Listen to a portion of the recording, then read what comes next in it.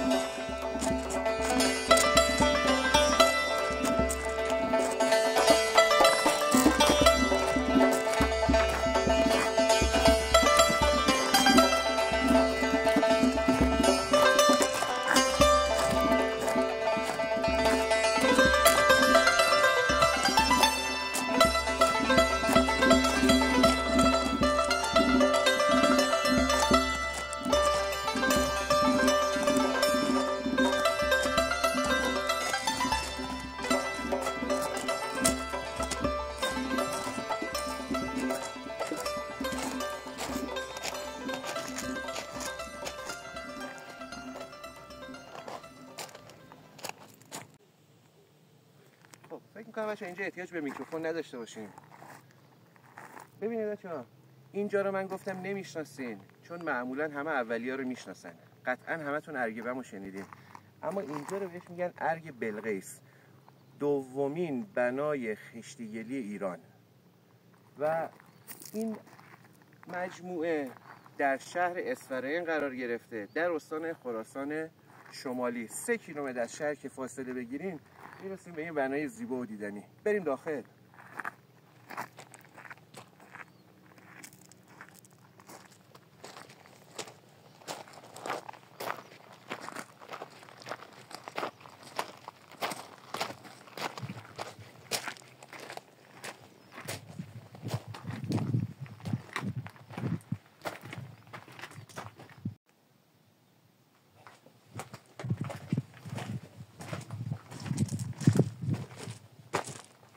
من اول یه پیش‌زمینی بگم بچه‌ها. اصفهان خراسان شمالی کلاً یه شهر خوش آب و هواست. یه شهری که آب زیاد داره و فوق‌العاده سرسبزه. حالا شاید برای همتون سوال باشه چرا به اینجا میگن ارگ بلقیس؟ ببینید، به خاطر شباهتی که از نظر آب و هوایی این منطقه به سبا داشته، به خاطر همین اصطلاحاً اومدن اسمشو گذاشتن ارگ بلقیس. یه صحبت دیگه هم هست راجع به نامگذاریش. بعضیا هم میگن که مادر تیمور گورکانی چون اینجا رو اومده بازسازی کرده، به خاطر همین اسمشو گذاشتن ارگ بلقیس. حالا این دوتا روایت هست، اما فکر میکنم اولی درست‌تر باشه. بریم قسمت‌های مختلف اینجا رو ببینیم بچه‌ها.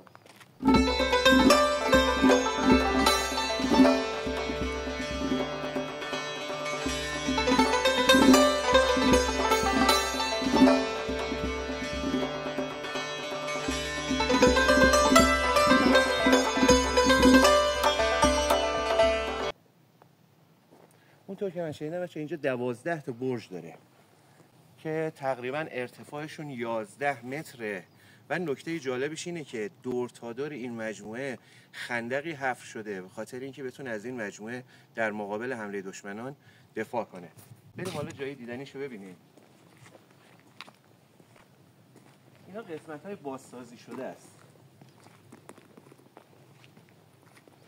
برای اینکه دیوارها ریزش نکنه. اینا رو اومدن بازسازی کرده.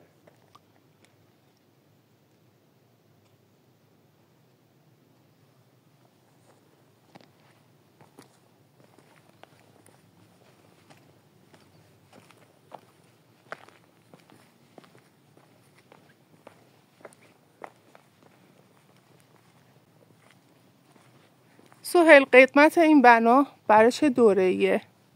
اینجا میگن از زمان پارت‌ها تا زمان صفویان استفاده می‌شده و توش زندگی جریان داشته. اما 2 تا حمله باعث ویرانی اینجا شده متاسفانه. یکی حمله قوم مغول و یکی هم متاسفانه حمله اسلام باعث شده که اینجا یه مقداری از اون حالت زیباییش کم بشه و به ویرانی تبدیل بشه. بریم قسمت‌های مختلفش رو بازم ببینیم.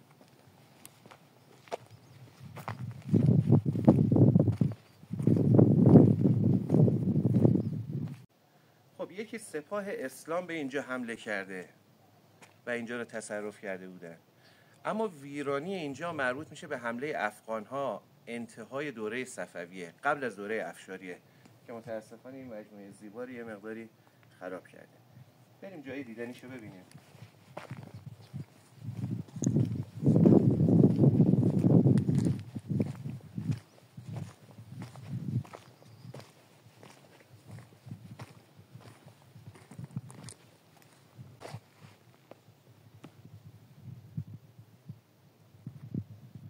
این احتمالاً یکی از برجاش باید باشه، درسته؟ آره دقیقاً. همونطور که گفتم اینجا 12 تا برج داره اگه اشتباه نکنم که هر برج ارتفاعش 11 متره.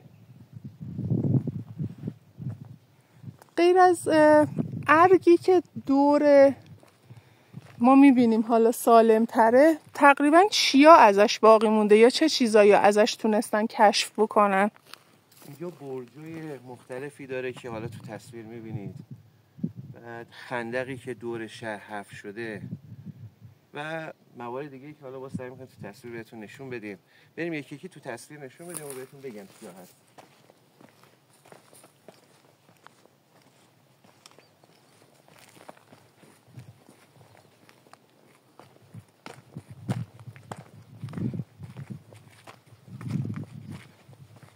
اگر اینجا مربوط به دوره پارت ها باشه، یه جورایی میتونیم بگیم یه قلعه باستانیه، درسته؟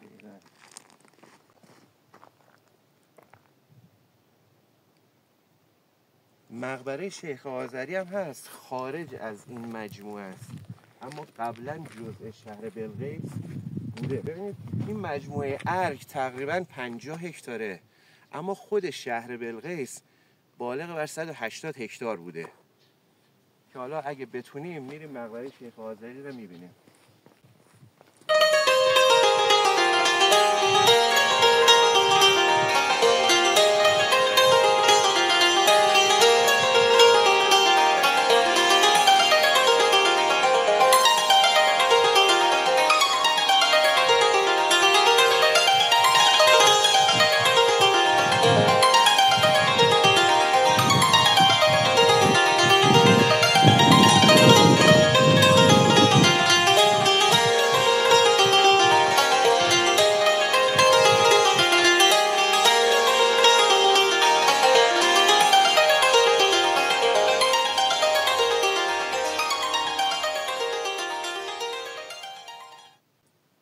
احساس میکنم یه سری دستکاری ها هم توی این سالها روشون شده، چون احساس میکنم یه سری دیوارچینی هایی جدا از بافت قدیمی. قطعا همینجوریه، به خاطر اینکه اینا احتمال ریزش داره، برای گلیه دیگه. خب مدت خیلی زیادی هم ازش گذشته، احتمال ریزش داره. مجبورن بیان یک سری جاها رو دیوارچینی کنن تا احتمال ریزش رو کم کنن. قطعا یک سری دستکاری توش شده.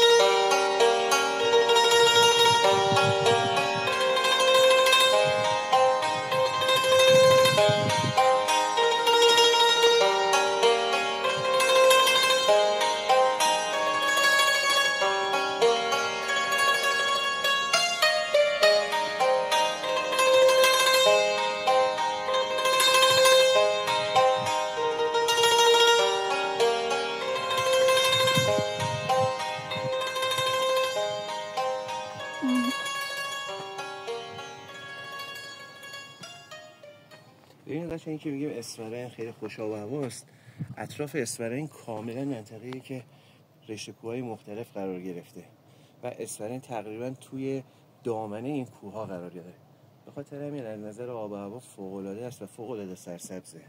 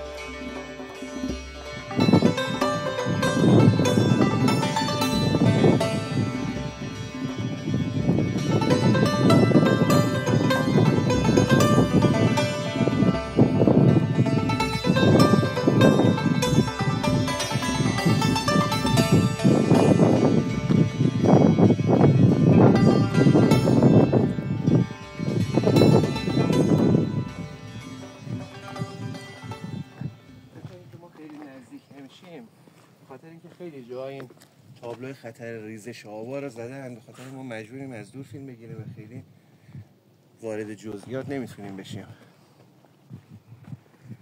اونطوری که تو گفتی به ما سهیل که این بنا مربوط به حدود دوره پارت ها بوده، پس اینجا قسمت هایی شاید بیشتر قسمت های این شهر شاید حدود 4000 سال قدمت داشته باشه. درسته؟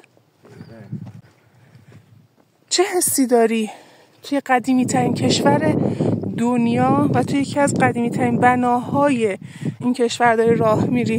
واقعا لذت بخشه، واقعا لذت بخشه. فقط آدم حیفش میاد به خاطر تجاوزایی که متاسفانه تو دوره‌های مختلف کشور ما شده.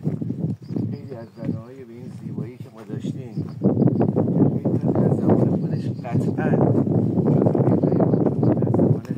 به این وضع افتاده.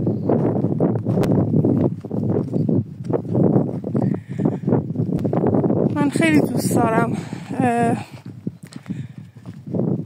آدم‌ها از همه جای دنیا دوستانمون تو همه جای دنیا بیان و قدمت آثار تاریخی ما رو ببینن و این شکوه و عظمت رو ببینن.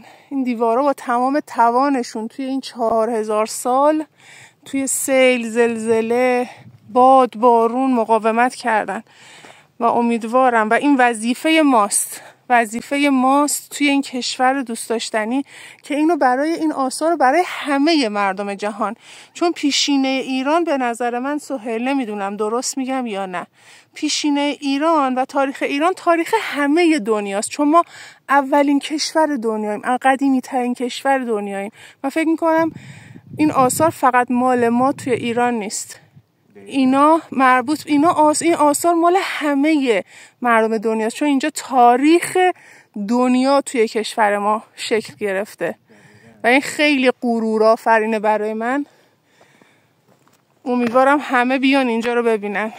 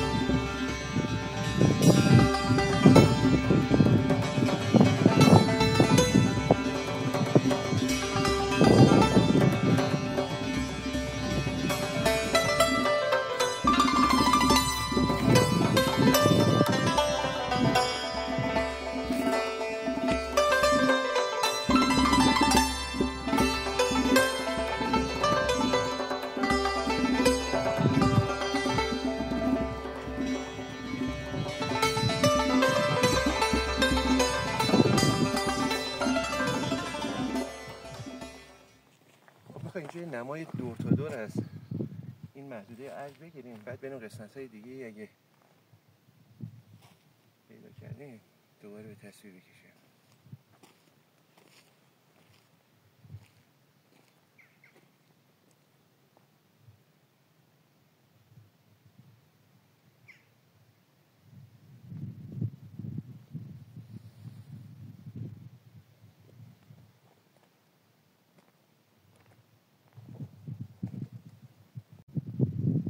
ببینید بچه‌ها، همینطور که تو تصویر مشاهده میکنید تا این قسمت مرمت شده است، اما از اینجا به بعد همون دیوارهای قدیمیه که هنوز مرمت نشده. حالا من یه سرچی کردم تو این فاصله بچه‌ها، مواردی که تو این ارگ و تو این مجموعه پیدا شده شامل برج و بارو، مقبره شیخ آذری، ویرانه‌های معروف به منار تپه، کارگاه‌های سفالگری، آب انبار، بازار، کاروانسرا و یک گورستان باستانی هست که توی این مجموعه پیدا کرده.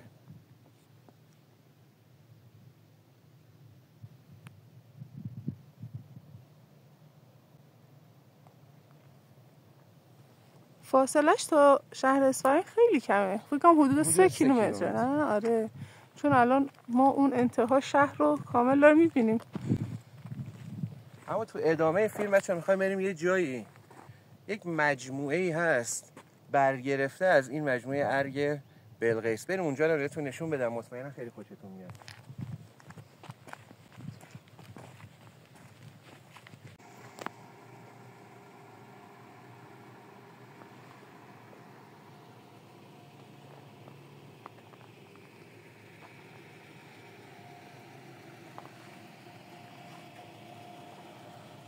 اون مواردی که راجع به صحبت کردیم گفتیم پیدا کردن تو این مجموعه، من حس میکنم اینجا باید آب انبار باشه. ظاهرش خیلی، حالا قسمت‌های بالاش قطعا تخریب شده.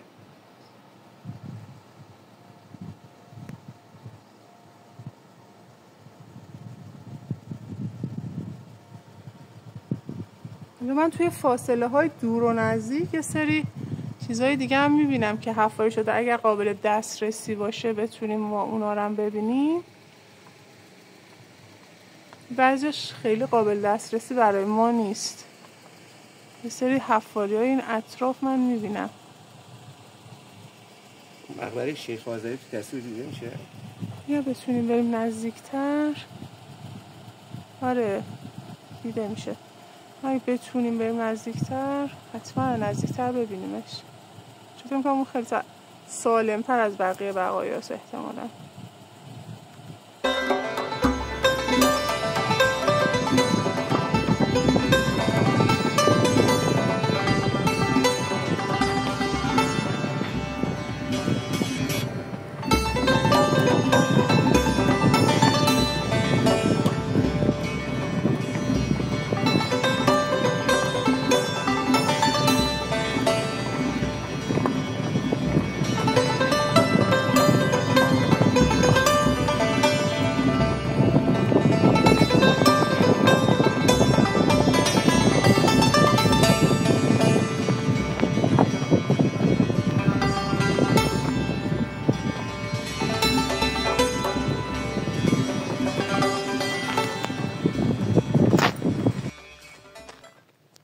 این که میگیم 180 هکتار، ما الان تقریبا حدود 10 دقیقه است با ماشین داریم میایم. باز یه سری دیواره جدا از اون منطقه ارگ پیدا کردیم که امتداد دیوارهای شهر. اون روبرو هم اگه تو تصویر دیده بشه، باز یه سری دیوارهایی دیده میشه که قطعا اون هم مال دیوارهای شهر قدیمی بوده. جالبه که بچه‌ها به چشممون خورد. یه دست تصویر رو بشن کن.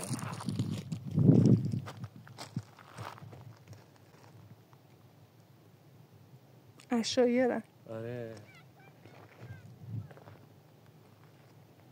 جالب.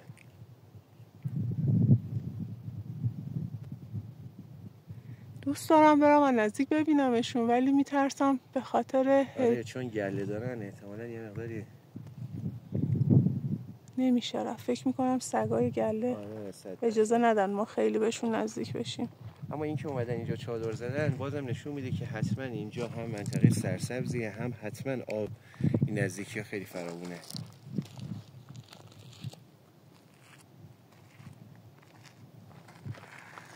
مقبره شیخ آذری از اینجا کاملا آره یه مسیر داره، از اونجا مسیر خاکی، متاسفانه یه مقدار مسیرش بده، اما برای که نزدیک ببینیم میریم اون مسیر دیگه.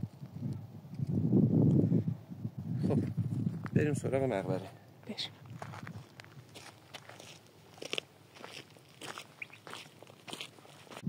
خب بچه اینجا یه نما از دور شهر بلقیس رو ببینید. حالا بچرخون هم فاصله ارگ بلقیس با مقبره شیخ آذری تقریبا دستتون بیاد. اینجا بچه مقبره شیخ آذری توسیه، شاعر، عارف و صوفی بزرگ که از مریدان شاه نعمت الله ولی هم بوده. شیخ آذری حالا اونطور که من خوندم به خاطر اینکه توی آذرما متولد شده بهش میگن شیخ آذری و از شاعرای دربار شاهرخ پسر تیمور گورکانی بوده. همون تیمور لنگ معروف. متاسفانه درش بسته است، نمیتونیم بریم داخل. ولی چه بنای تک افتاده و قشنگی. آره متاسفانه یه چیزی هم که خیلی مشهور بود، راه دسترسی به این مقبره هم فوق‌العاده خرابه.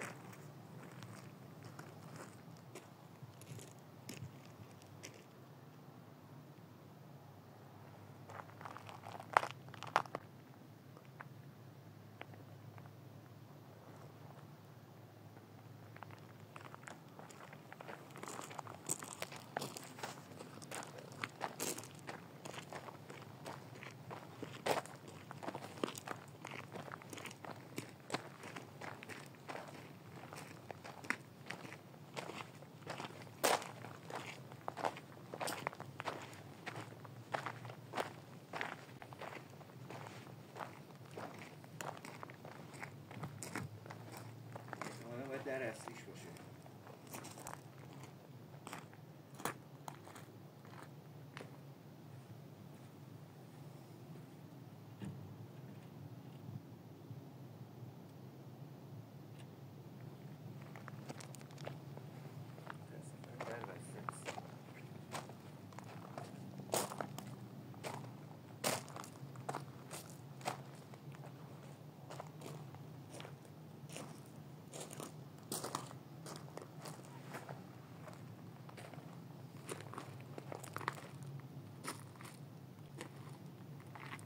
خب همونطور که بچه‌ها بهتون قول دادم تو ادامه فیلم بریم سراغ یه ارگ دیگه که از روی ارگ بلقیس ساخته شده که بهش میگن ارگ دولت‌آباد.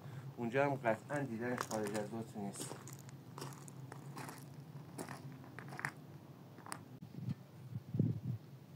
خب این که گفتیم بچه‌ها چندین مجموعه اطراف ارگ پیدا شده. یکیش کورهای سفالگری بود. این یکی از کورهای سفالگریه که تقریبا تو فاصله 50-60 متری بنای ارگ هست. میشه یکم از توضیحاتش رو بر ما بخونی؟ گفته اثر به دست آمده مربوط به یک کوره سفالگری متعلق به نیمه دوم قرن ششم هجری قمری است که کوره های مشابه به خود رو در نیشابور و گرگان دارد. آتشدان در بخش تحتانی، تاقچه ها به منظور گذاشتن سفال، سکوی پخت به منظور آماده سازی و چیدن سفال برای پخت و گنبد بر روی تمامی این سازها ایجاد گردیده.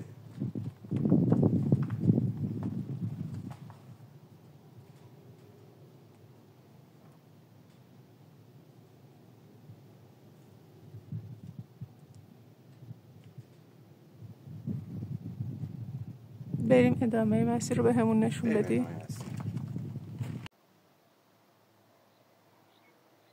خب بچه همونطور که قول داده بودم آوردمتون ارگ دولت‌آباد.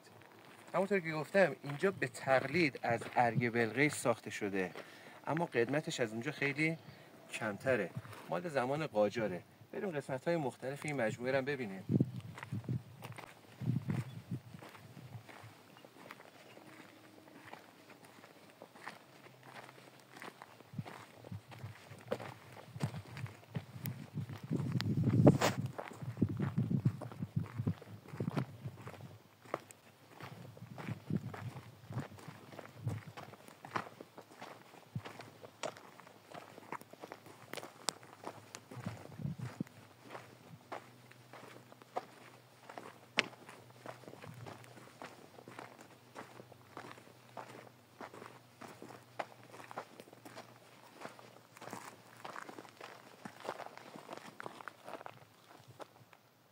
جا احتمالاً قسمت‌های داخلی مجموعه است.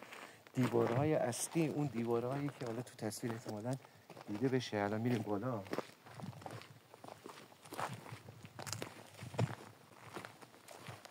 دیوارهای اصلی ارتفاعش 6 متر به ضخامت تقریباً 2 متر، برای اینکه مجموعه را نفوذناپذیر کنه و در برابر دشمن یه مقدار ایمنش کنه.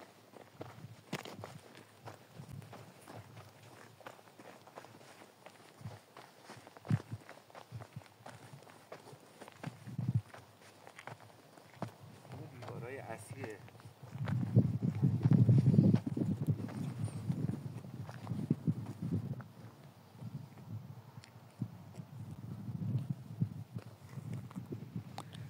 اینجا یه فاصله خیلی کمی هم، یعنی تقریبا قلعه دیوار به دیوار روستاست. البته من خوندم جایی که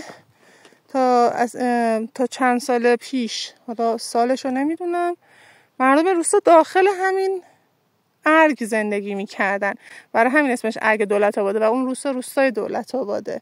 ولی به مرور حالا توی این چند وقته کم کم دیوارهای بیرون ارگ رفتن و اینجا کم کم متروکه شده.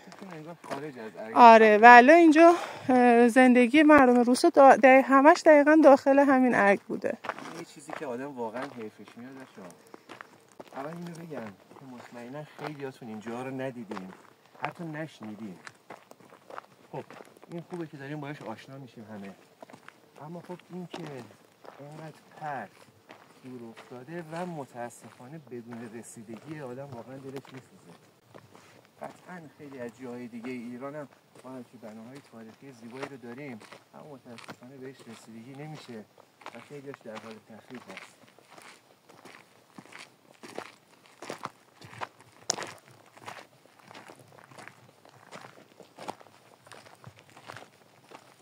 امیدوارم همه واقعا ارزش تاریخ مملکتمون رو بدونیم و بدونیم تاریخ مملکت اون چیزی که تمدن مملکت رو درست میکنه. خب بریم سراغ قسمت‌های دیگه مجموعه.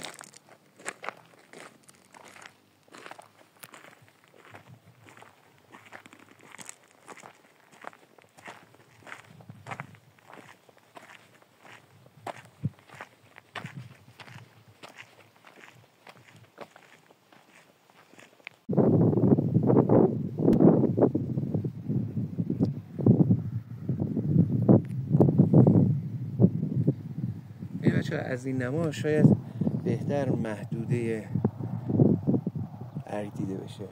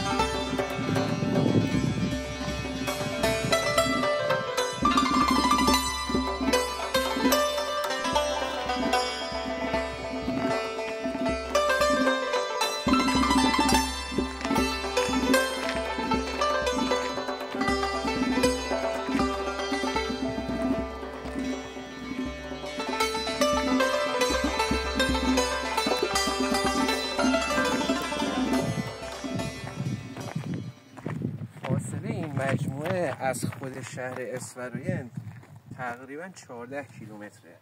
از اسفراین به سمت سبزوار که میاریم این فاصله تقریبا 14 کیلومتره.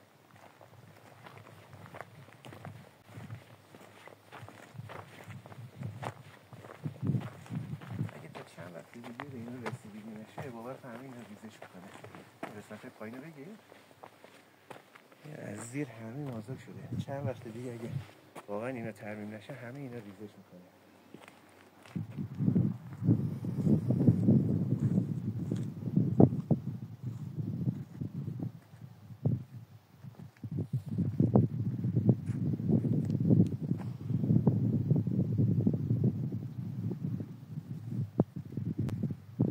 خیلی ساکت هم هست، آدم حس میکنه اومده تو تاریخ داره قدم میزنه.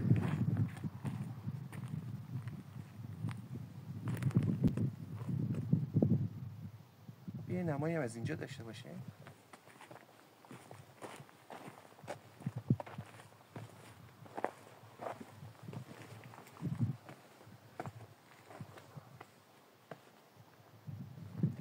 از اینجا شهر دیده میشه.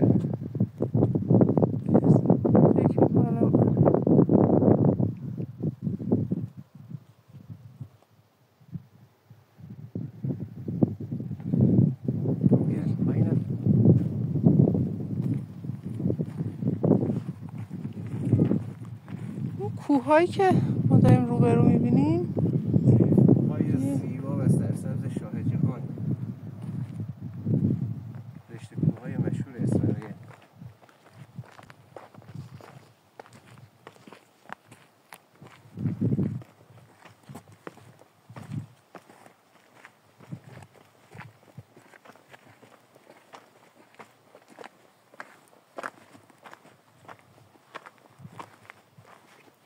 اینا دیگه واقعا اصلا اون زمان قدیم به همین شکل بوده دیگه، اصلا فکر کنم ترمیمی هم انجام نشده روش. یعنی هرچی شما میبینید دقیقاً مال همون زمانه قدیمه.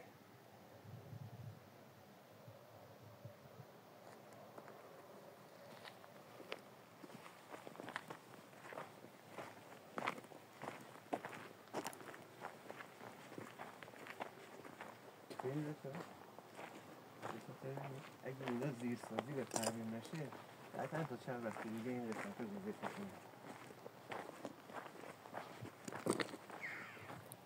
توش که شاید آره یکم خطرناک هم هست. یه از اینجا بریم چی کنیشون بدیم خاطر اینکه خیلی ریزشی آدم جرأت نمیکنه داخلش وارد شه. میخوام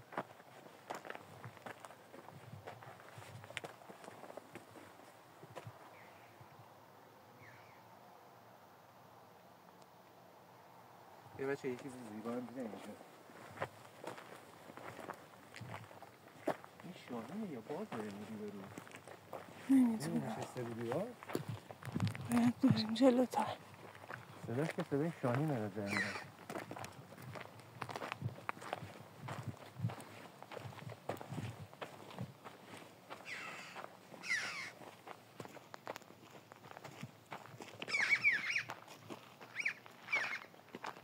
شاید هم هیچ کدومش نبود. از دور بزرگتر دیدیمش. خب این هم دیواره دور تا دور ارگ زیبای دولت آباده.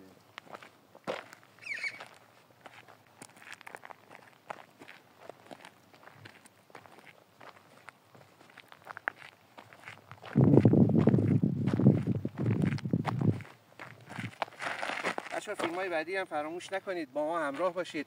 مطمئن باشید جای جذاب ایران فقط ما میتونیم بهتون نشون بدیم. بریم.